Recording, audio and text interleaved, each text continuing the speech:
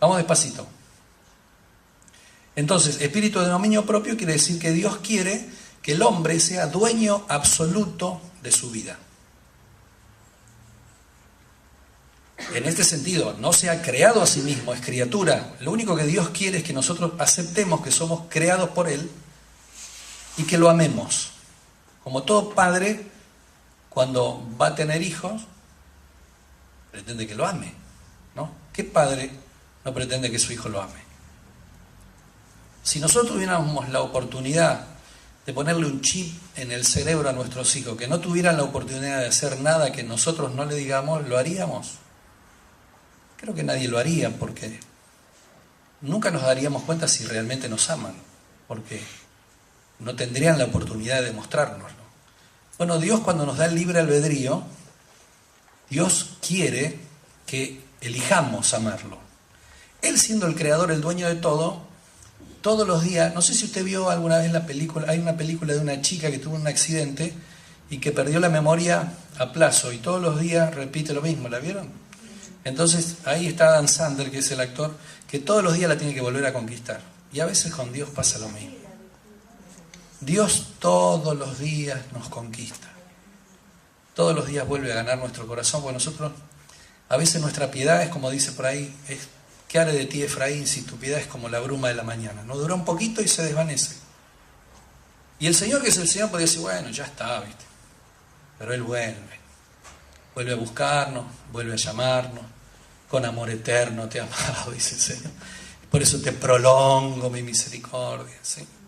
Entonces nos vuelve a perdonar. Y dice Moisés: bueno, pero yo he visto tu poder, pero quiero conocerte, quiero conocer tu carácter. Muéstrame tu gloria. Entonces dice: bueno, ven y párate acá, sobre la roca, que es Cristo. Y lo escondió en una abertura de la peña. Dice: yo haré pasar todo mi bien delante de ti y proclamaré mi nombre. Dios lento para la ira y rápido en misericordia. Un Dios que cuesta mucho hacerlo enojar y que rápidamente nos perdona. Ojalá fuéramos así nosotros, como Él, ¿no? Bien, entonces, espíritu de poder, de amor y de dominio propio. La gente, decíamos, se admiraba de la autoridad con que hablaba Jesús, porque Él hablaba no solamente palabras, sino las palabras eran vehículos creativos que llevaban el espíritu. A ver, ¿cómo le puedo explicar esto? Una vuelta estábamos en una casa de oración y había una chica que estaba en el manicomio, chiquita, tenía 17 años, y le permitieron salir ese fin de semana y la mamá la trajo a la reunión. Y a mí me pasaba algo con esa chica, yo sentía el amor de Dios tan fuerte adentro mío que casi no podía dar la palabra. Entonces yo dije, qué loco lo que le dije, ¿no? Le dije: mira, vos estás ahí en el manicomio porque Dios te va a usar de tal manera que vas a bendecir a muchos. Y Dios ya te sana. Y sabe que yo sentí que no era una palabra, que yo estaba sacando algo de acá adentro y lo estaba poniendo adentro de ella. Fue una experiencia rara. Pero a la semana me dicen que la chica fue dada de alta y que también la echaron porque hizo tanto lío, porque se puso a orar por todo, les habló de Dios a todo, armó tanto revuelo que los médicos dijeron: mejor rajémosla porque nos va a descompensar todo. Entonces, a veces uno habla palabras y está creando cosas, ¿sí? No son solo sonido. Las palabras de los hombres son sonido. La palabra de Dios es espíritu y es vida. La Biblia dice en Isaías 55 que así como desciende de los cielos la lluvia y la nieve y no vuelve allá, sino que riega la tierra, la hace germinar, la hace producir, da semilla al que siembra, da pan al que come, así será mi palabra que sale de mi boca. Dice: no volverá a mí vacía, dice Dios, sino que hará todo aquello para lo cual yo la envié. Y Dios está haciendo cosas ya en su corazón esta tarde. Y mire, esa capacidad Dios quiere que la tengamos nosotros, sus hijos. También por eso en el libro del profeta Jeremías, capítulo 15, versículo 19, ya está profetizando sobre la conversión. Es muy importante esto de la conversión y ahora lo voy a explicar. Pero dice así: si te convirtieres, yo te restauraré y delante de mí estarás. O sea, uno va a estar caminando ahí delante de Dios, con Dios. El rey David decía, veía al Señor siempre delante de mí, no seré conmovido, no hay nada que me trastorne demasiado, nada que me asuste demasiado, Dios está conmigo. ¿Sí? Hablaba con mi hijo hace una semana, está pasando situaciones muy duras, pero me dice, estoy bien, estoy contento, dice, es raro, porque Dios está conmigo. Cuando Dios está con uno, hubo un hombre llamado José que Dios le dijo, mirá, te voy a levantar, vas a ser grande, más grande entre tus hermanos, aún entre tu padre, y a la semana estaba tirado en un pozo, los hermanos lo vendieron como esclavo, se lo llevaban a Egipto, pero la Biblia dice que en ese pozo Dios estaba con José. ¿Sí? Entonces, si Dios está con nosotros, todo está bien. Entonces, si te convirtieres, yo te restauraré y delante de mí estarás, dice. Y si entresacar, y se escucha esta palabra, entresacar, ¿vio? Cuando uno, lo precioso de lo vil, lo precioso es lo que es de Dios, lo vil es lo que es solamente humano o inspirado por el enemigo, serás como mi boca. Qué bueno que uno pueda hablar como Dios habla, ¿no? Y se conviertan ellos a ti y tú no te conviertas a ellos. Quiero hablar un poco de la conversión.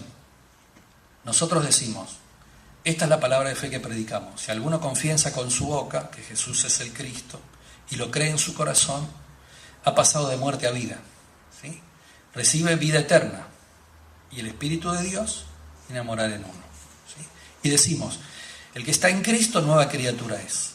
Las cosas viejas pasaron y todas son hechas nuevas. Y esto es solamente por gracia, no por obra ni por mérito. Esto es un regalo. La salvación es un regalo de Dios. Nadie puede ser salvo por su mérito. Nadie puede hacer nada para ganarse la salvación. La salvación el Señor nos la regala. Solamente la recibimos por creer y por tomarla. Es como un regalo. Si uno es demasiado orgulloso de decir, no, yo no lo necesito. Bueno, la perdiste. Pero es por gracia, por puro amor de Dios. ¿Sí? Y nosotros decimos, bueno, el que está en Cristo, nueva criatura es, las cosas viejas pasaron, todas son hechas nuevas. Hay una charla ahí entre Jesús y Nicodemo. Nicodemo, que era un maestro de la ley, lo viene observando a Jesús. La vida que Jesús tenía era sobrenatural, los cielos abiertos, multiplicaba los panes y los peces, resucitaba muertos, limpiaba leprosos, echaba a los demonios. Era extraordinario estar con Jesús. Entonces él dice, maestro, realmente nadie podría hacer las cosas que tú haces si no viniera de Dios, si Dios no estuviera con él. ¿Qué debo hacer para heredar el reino de los cielos? ¿Ve la pregunta qué debo hacer? Porque nosotros siempre creemos que es por si nos portamos bien, si hacemos buenas cosas. Y Jesús le dijo, hagas lo que hagas, no vas a entrar si no naces de nuevo. Entonces él, utilizando su razonamiento, por eso le digo que las cosas de Dios no se captan solamente con la mente, se comprueban con la mente. Y dice, ¿cómo puede el hombre siendo viejo hacerse chiquitito de vuelta, volver a entrar en el vientre de su madre y volver a nacer? ¿Ves? El proceso natural del nacimiento. Y él le dice, de verdad te digo, escucha bien, si no naces de nuevo, del agua y del espíritu, no verás ni entrarás, porque lo nacido de la carne siempre va a ser carne. Gracias, Raúl. Lo nacido de la carne siempre va a ser carne, y nosotros tenemos un dicho parecido que dice, aunque la mona se vista de seda, mona queda, ¿sí? Pero lo nacido del espíritu es espíritu, espíritu es. Nacer de nuevo a la vida espiritual. Y él no lo entiende y él le dice, ¿cómo vos siendo maestro de Israel, vos que sos maestro no entendés estas cosas? ¿Qué le queda para los discípulos? ¿Qué estarán enseñando ahora ellos? Entonces, lo nacido de la carne siempre va a ser carne. Y para vivir en la vida espiritual, para realmente tener una vida espiritual, uno tiene que nacer en el espíritu. Y acá yo quiero detenerme un poco, porque se habla tanto de nacer en el espíritu, o de andar en el espíritu, de la vida en el espíritu, pero se ve tan poco. Un día llega el apóstol Pablo a la iglesia de Éfeso, y los efesios eran gente trabajadora, esforzada.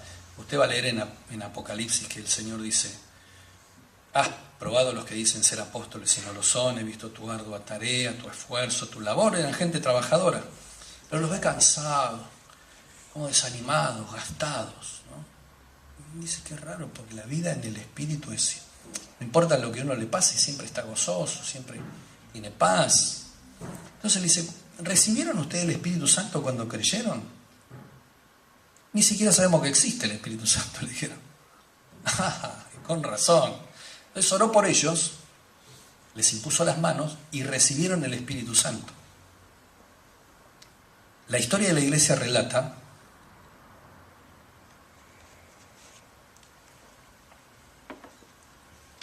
que uno de los avivamientos más grandes cuando comenzó el pentecostalismo en la historia, después del derramamiento del Espíritu Santo en Pentecostés, ocurrió a principios del año 1900, 1912 por ahí, en la calle Azusa, en una casa en Los Ángeles.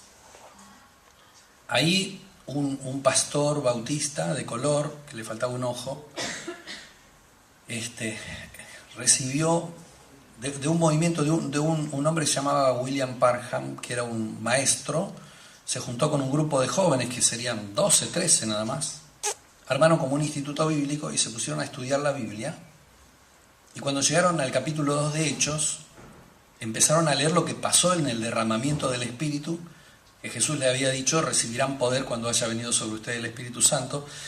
Vino el Espíritu Santo como lenguas de fuego, como viento recio, y aquellos que tenían miedo, que tenían temor, que tenían duda, que estaban confundidos, que lo dejaron solo a Jesús, de golpe se paró Pedro con denuedo, sin temor, y predicó ante todos los del Sanedrín y todos los que habían crucificado a Jesús, y les habló de quién era el Cristo, y todos dijeron, ¿y ahora qué hacemos? Y dijo, arrepiéntanse y bautícense en el Espíritu Santo.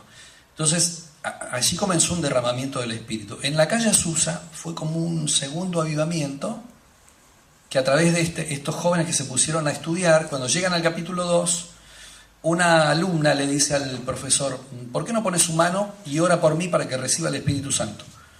Y él le dijo, ¿y si yo ni lo recibí? Yo no tengo el bautismo del Espíritu Santo. ¿Cómo te voy a dar lo que no tengo? Bueno, pero acá la Biblia dice que así. Bueno, dijo él, si vos querés. Le puso la mano y oró. Esa chica por 3 días habló en chino, más de 22 dialectos chinos. Y comenzó ahí a propagarse un fuego que llegó a tocar 372 millones de personas que recibieron el bautismo del Espíritu Santo a través de un lugar que era una caballeriza, no era un super templo, así que los que nos dicen que para que Dios se manifieste tiene que haber aire acondicionado y todo eso, no es, si está bárbaro, pero si no, el Espíritu Santo no necesita esas cosas. Era un lugar muy humilde, los bancos eran tablas con cajones de pollo, el púlpito eran 2 cajones de lustrar zapatos, y el predicador metía la cabeza en el cajón de arriba, empezaba a llorar y a orar, y venía el Espíritu Santo y había todo el milagro habido y por haber. Y si aparecía algún predicador envanecido que creía que él tenía que ser protagonista, el Espíritu Santo usaba una nena de 8 años y le decía, mira, vos viniste creyendo una cosa, pero yo te traje por otra cosa, y caían arrepentidos y lloraban. Y fue tremendo ese mover. Entonces, eso es el Espíritu Santo. Esa es la vida en el Espíritu.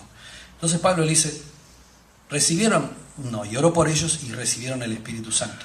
Y después les dice, si ustedes viven por el Espíritu, porque esta nueva vida que nosotros tenemos es una vida espiritual, tienen que andar también por el Espíritu.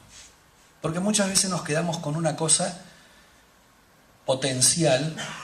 Potencia es aquello que todavía no se transformó en acto. Entonces, cuando Dios nos creó potencialmente perfectos. Nosotros teníamos que actuar aquello que Dios nos había dado. Pero elegimos la independencia de Dios. El árbol de la ciencia del bien y del mal representa la independencia de Dios. El diablo dijo, vos no necesitas a Dios, vos podés ser como Dios. Si comes de este árbol vas a saber el bien y el mal. Finalmente Dios dice, bueno, he aquí el hombre como uno de nosotros, como un Dios trucho, como su propio Dios, no quiere que nosotros seamos su Dios, sabiendo el bien y el mal. Ese es el pecado. El pecado es habernos rebelado, haberle dicho a Dios que no lo necesitamos. Y eso es lo que Jesús recupera en la cruz. Por eso la Biblia dice que por cuanto padeció, aprendió la obediencia, porque Él era Dios hecho hombre, aprendió la obediencia porque era Dios, Y el Padre lo exaltó y le dio un nombre sobre todo lo creado, lo exaltó hasta lo sumo. Y lo que Él recuperó para nosotros es que todo aquel que ha aceptado, escuche esto que es importante, si usted aceptó a Jesucristo como su Señor y Salvador, recuperó la posibilidad, recuperó la inocencia con Dios y la posibilidad de volver a obedecerle a Dios. Porque la voluntad de Dios es buena, es agradable y es perfecta. Cuando Dios nos pide algo, aunque a veces nos cueste, Él sabe que es lo mejor para nosotros, ¿sí? Pero a veces estamos tan contaminados de nuestras cosas, y ahora voy al texto. El apóstol Pablo dice que el área de batalla con el diablo es la mente.